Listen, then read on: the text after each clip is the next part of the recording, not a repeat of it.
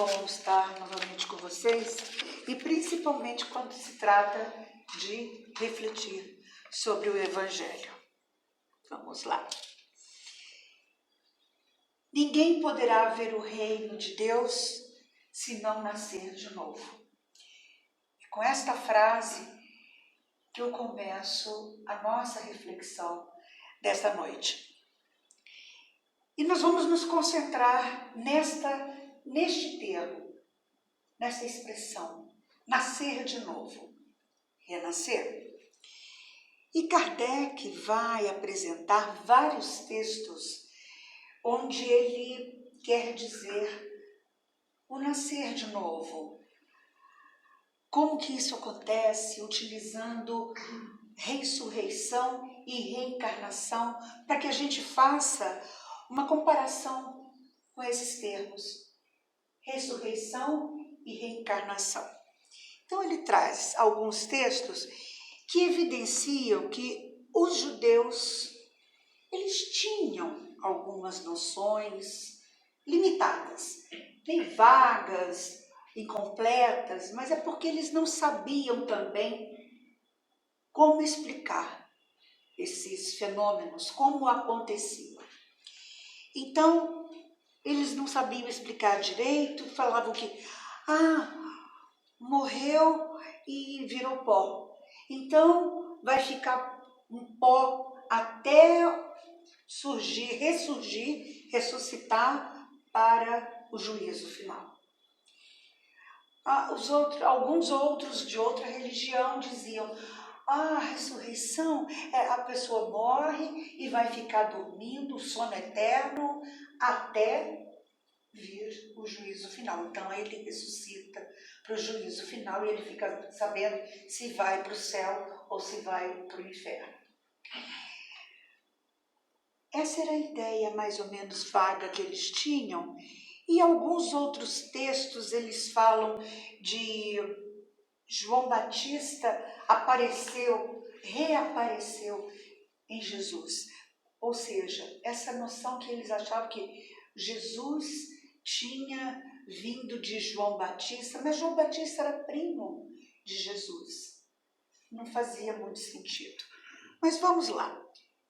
A ressurreição pressupõe o retorno à vida do corpo, mas que já está morto e que a ciência demonstra, comprova materialmente que isso não é possível. Até aí, tudo bem. E a reencarnação é a volta do espírito à vida corpórea, mas em outro corpo. Tá? Porque o espírito é eterno. Então, é um espírito só para todas as encarnações que a gente terá. Nós podemos usar a palavra ressurreição na passagem de Lázaro. A gente até vê no Evangelho, né? Como ressurreição. Mas Lázaro, como é falado no Evangelho, que Jesus o ressuscita, ele não estava morto. Ele estava em estado letárgico, porque ele sofria de catalepsia. Então, Jesus não o ressuscitou, porque ele não estava morto. Jesus o curou da catalepsia. Ele já estava até cheirando mal, porque o organismo não respondia, e Jesus o curou. Jesus jamais subverteria uma lei física, uma lei universal. Agora, na sua própria ressurreição, quando falamos da ressurreição de Cristo, 3 dias após a crucificação, nós veremos que Jesus retorna no 3º dia, mas ele não retorna no corpo, não é? Ele retorna materializado. Ele tinha autoridade moral para este fenômeno mediúnico. A materialização. E ele veio e ficou 40 dias aqui rodando pela terra, materializado. É um fenômeno mediúnico, muito raro de acontecer, mas pode. Então ele tinha essa capacidade, né, de materialização do espírito. O seu corpo físico desencarnou, como o nosso também desencarnará. Enquanto o retorno de seu espírito comprovou a imortalidade da alma. Então, foi isso que Jesus fez. Ele veio materializado, então era o espírito, não era o corpo dele, e aí, por essa materialização, ele provou a imortalidade. Feito esse paralelo entre ressurreição e reencarnação, vamos voltar lá para os tempos de Jesus em Jerusalém, que na época era uma cidade cosmopolita, onde os fariseus, que eram os doutores da lei e que estudavam a Torá seriamente, eles não escondiam todo o descontentamento que tinham em relação a Jesus. As pessoas mais importantes se sentiam ameaçadas por eles, porque quem procurava Jesus? Os aflitos, os humildes, os pobres, os miseráveis, e que achavam, porque Jesus os acolhia, né? E eles achavam que Jesus, sim, era o Messias, era o enviado de Deus, era o emissário de Deus. E isso incomodava os poderosos, os sacerdotes, os convencionalistas, os ricos. E esses iam contra os ensinamentos de Jesus e o combatiam abertamente. Tá? Entretanto, apesar de toda essa antipatia, essa ojeriza por Jesus, que é até difícil de imaginar, né?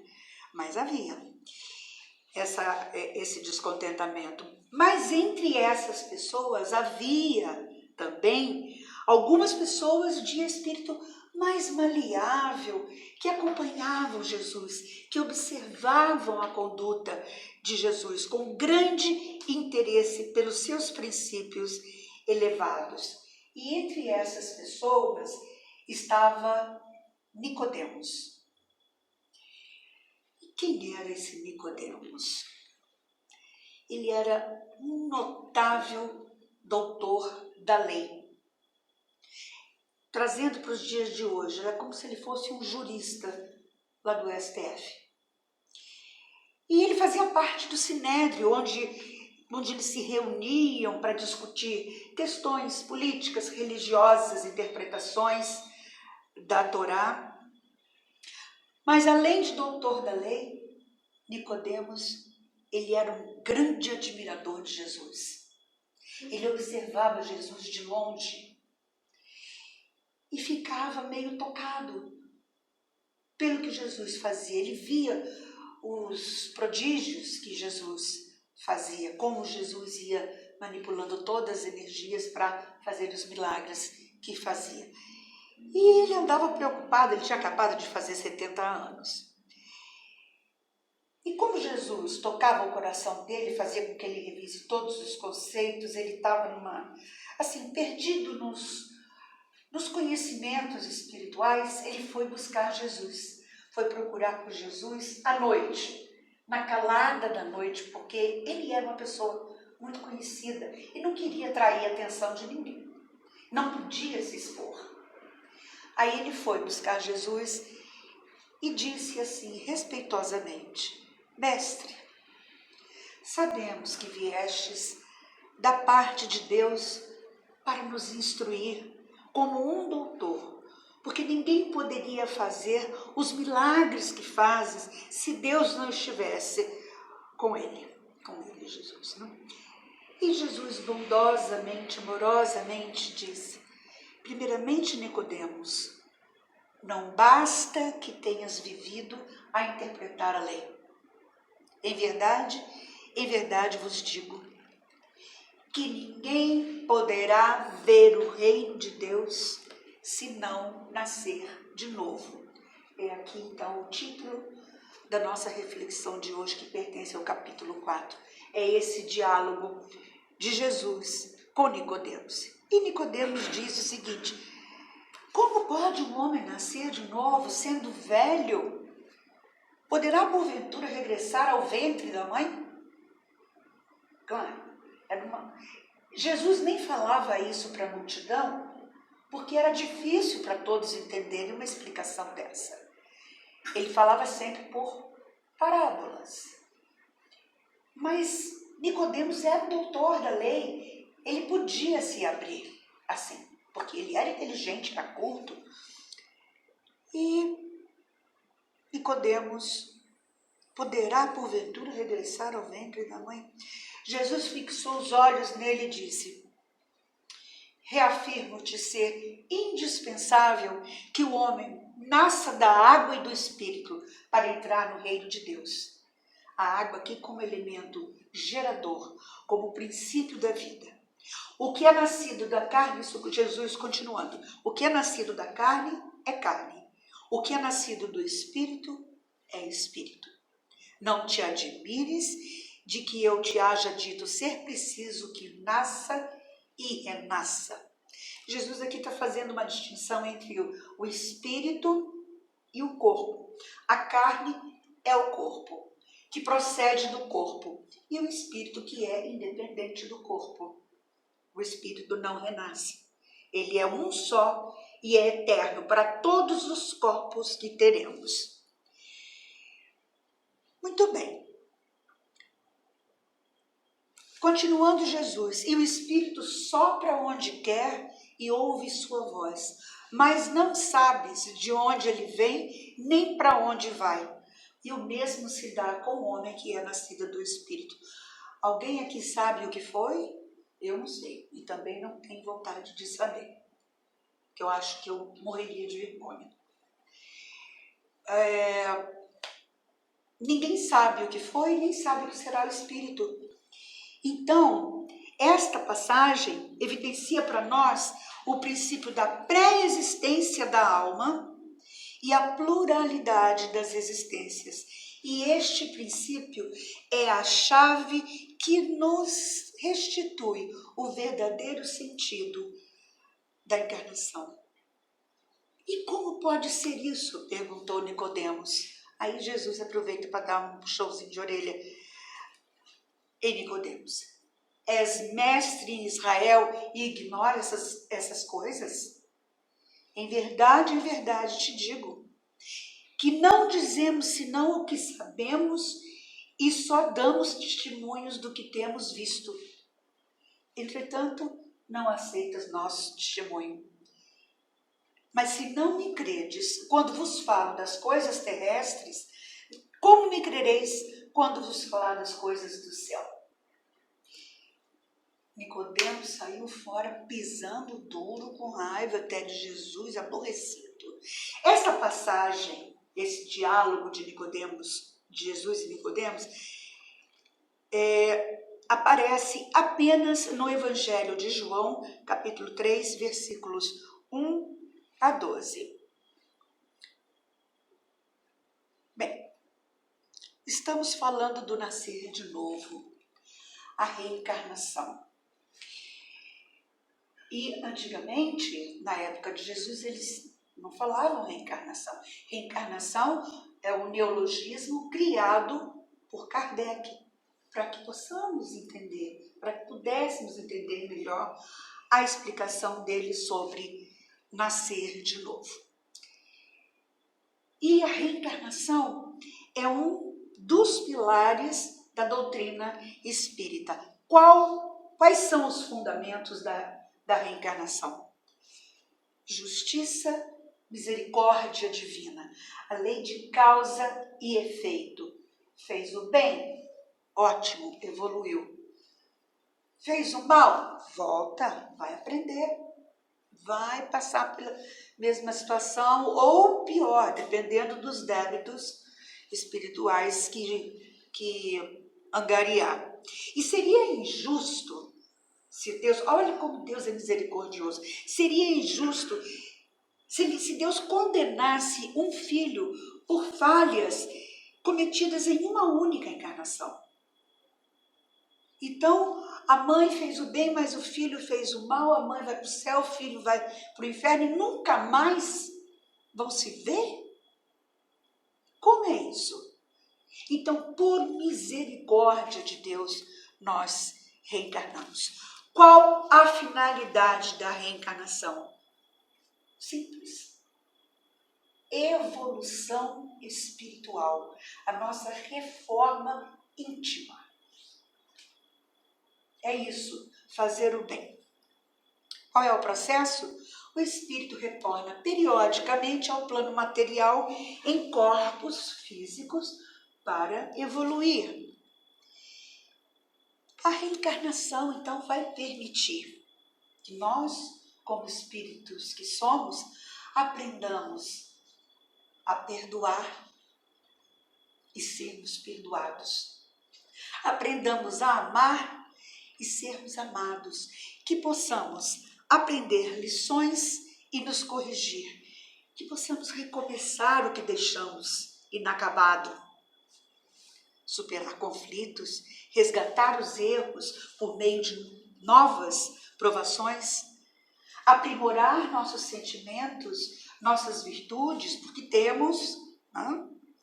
Evoluir intelectual e espiritualmente, afastar a negatividade através dos pensamentos de paz, alegria e amor, que possamos ser úteis no meio social, praticando sempre a caridade, que possamos nos desapegar da matéria cada vez mais, que possamos nos arrepender dos atos reprováveis aos olhos de Deus, que possamos deixar o amor fluir e que possamos contribuir para o progresso material e espiritual do planeta, ou seja, caminhar no bem, o melhor que puder, o máximo que puder, usufruir do planeta, dessa preciosidade que Deus nos dá, a reencarnação. E é um processo natural e necessário, né? Em que nós passamos por sucessivas encarnações até atingirmos a perfeição. Então, essa reencarnação ela faz parte do mecanismo de amor de Deus. E como esse mecanismo de amor funciona para as famílias? Vamos ver? Kardec diz o seguinte, que os laços de família não sofrem destruição alguma com a reencarnação. Vamos ver o que acontece. Muito pelo contrário, fica até mais forte. Os espíritos formam as famílias no plano espiritual, antes de reencarnar. Tudo é planejado espiritualmente. Quem vai ser o pai, quem vai ser a mãe, quem vai ser o filho. E às vezes um reencarna, o outro tem que esperar mais um pouco, mas isso não quer dizer que ficarão separados, que vão deixar de se ver. E por que essas famílias são formadas? De que forma, né, elas são constituídas? Elas são unidas pela afinidade, simpatia, afeto, pela semelhança de inclinações. Então a família é uma instituição divina, planejada antes da reencarnação. Portanto, os laços familiares são pré-existentes. Tudo começa no plano espiritual. O planejamento reencarnatório para cada um, tá? Esses espíritos que têm essa afinidade, eles se buscam uns aos outros. Não interessa onde estejam, eles vão se encontrar. Se estiver nos planos de Deus, para esses espíritos se encontrarem, pode estar, sei lá onde, eles vão se encontrar. Porque eles têm vontade de estar com aqueles que já estabeleceram essas afinidades. Então, quando nós reencarnamos, nós pertencemos a um núcleo familiar, a um núcleo de amigos, e tudo que já foi estabelecido lá preexistiam, né, a nossa encarnação. Aí vem também os estranhos no ninho. Não tem aquela pessoa na família que parece que não pertence àquela família. não compactua de nada, não segue os mesmos valores daquela família, não se interessa pela família, é o estranho no ninho, não é? Tudo está nos planos de Deus. Aquela pessoa encarnou ali, que é para progresso de uns, provas para outros, e que o objetivo é o resgate de todos.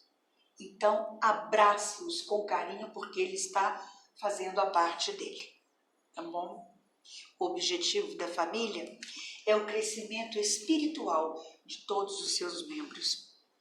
E com a reencarnação e progresso, que é a sua consequência, todos os que se amaram ou os que se amam tornam a reencontrar-se na Terra e no espaço, gravitando juntos ali para chegarem ao reino de Deus. Não é isso que Jesus quer?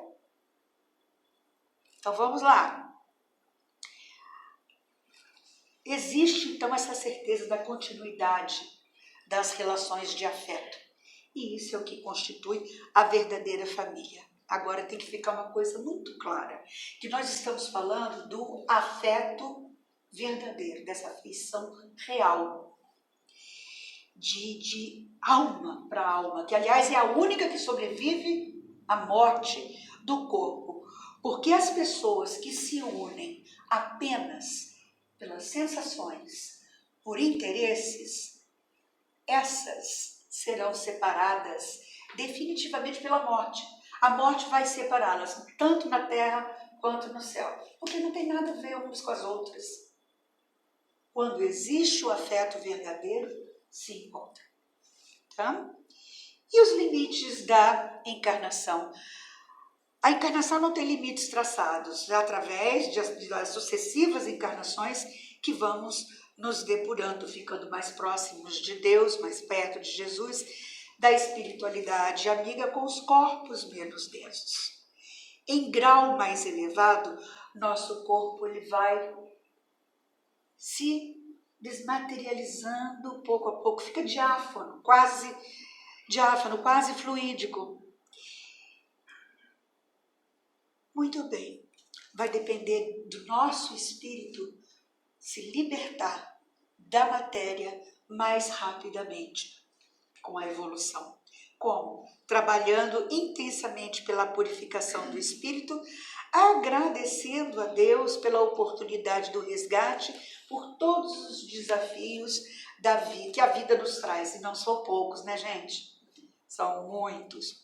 Na questão 169 do Livro dos Espíritos, Kardec pergunta o seguinte para os espíritos: o número de encarnações é o mesmo para todos os espíritos? Não. Aquele que caminha depressa, ou seja, depressa no bem, né, se poupa de muitas provas. Todavia, as encarnações sucessivas são muito numerosas, porque o progresso é quase infinito. À medida que vai progredindo, também vai precisando de mais almas encarnadas, né? Portanto, a encarnação é uma experiência necessária para que o espírito chegue à perfeição. E é esta perfeição que vai nos levar ao reino de Deus, que é esse que Jesus fala, que só poderá ver o reino de Deus se nascer de novo. Então vamos reencarnando e agradecendo por cada reencarnação. É claro, né, gente, nós vamos reencarnar aí, muitas vezes, mas não vamos desanimar, não, porque a fatalidade é sermos felizes no reino de Deus. É possível, alguém aqui já deve ter tido a oportunidade de ver o túmulo de Allan Kardec em Paris, e que diz o seguinte na lápide: nascer, morrer, renascer ainda e progredir sempre. Tal é a lei. Ou seja, ele fala da reencarnação, que é um dos pilares da doutrina espírita. Que Jesus nos abençoe hoje e sempre, e agradeçamos sempre pela encarnação que estamos. Vamos fazer o melhor possível. Que assim seja.